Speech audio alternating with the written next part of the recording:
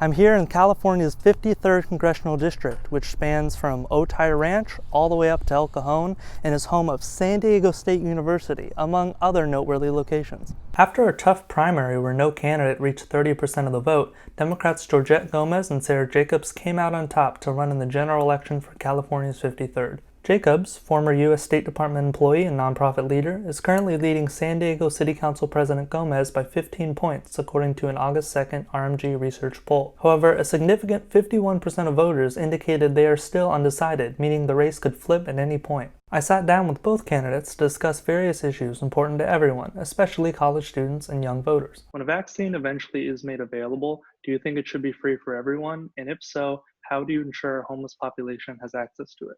I think we need to extend the nationwide eviction and foreclosure moratorium, be giving billions of dollars in rental and homeowners assistance in whatever next package Congress is able to pass.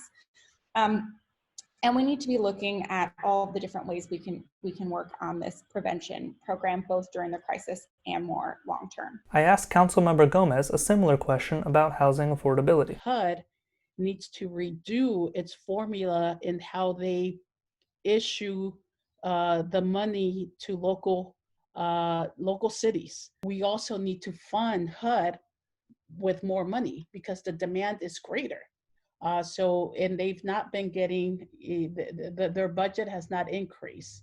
So that also needs to occur. Both candidates have similar views on the homelessness crisis and the increased role the federal government needs to have in order to address it, and both express on their websites the importance of programs like Section 8, which provide government rental subsidies for low-income tenants and helping San Diegans afford housing. I then asked each candidate about their views on student loan debt. I personally believe that the most progressive thing we can do is have more targeted approaches to student loan forgiveness. So for instance, vastly expand the public service loan forgiveness program. I'm a strong supporter of introducing loan forgiveness. I think if we were to do that, we are also investing and infusing in the economy because students have income, but instead of spending it, they're paying their loans. It's worth noting, in addition to their similar views on student loan debt forgiveness, both candidates believe community college should be tuition-free, with Councilmember Gómez expressing that while her ultimate goal is tuition-free community college for all, she understands that in order to compromise, the nation might need to start by making it free only for certain lower income brackets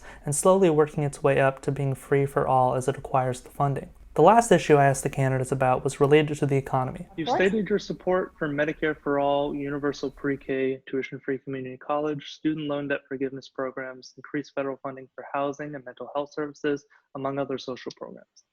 Now, these are all good policies that will benefit a lot of people, but with the deficit the government has already incurred in recent years, how do you plan on sustaining such a budget? We have historically low interest rates, and I actually think that right now we're more at risk of not spending the money we need to improve our economy than we are of spending too much. And so we don't just need to be looking at the baseline debt to programs, but what we're spending money on. And we need to be spending money on things like universal pre-K, on things like health coverage, on things like college, because that actually improves our economy, which means we'll actually have more tax base down the road. I asked Councilmember Gómez a similar question about revitalizing the economy after the pandemic. We need to provide more relief to small businesses as we're bringing back the economy. We need to rethink San Diego is very dependent on the tourism industry. So we need to start investing, diversifying our portfolio to ensure that there are better paths for other jobs that need to be brought to our economy. Both Sara and Georgette Gómez fully support programs such as universal health care and universal pre-K, and they believe that these programs can help us begin to revitalize the economy. California's 53rd is an incredibly diverse district, with 32% of its population of some Hispanic background, according to the 2010 census. And with over half of voters still undecided between these two candidates, anything could happen in the coming months. So just make sure to register to vote so you can make your voice heard. And for the Daily Aztec, I'm Patrick Doyle.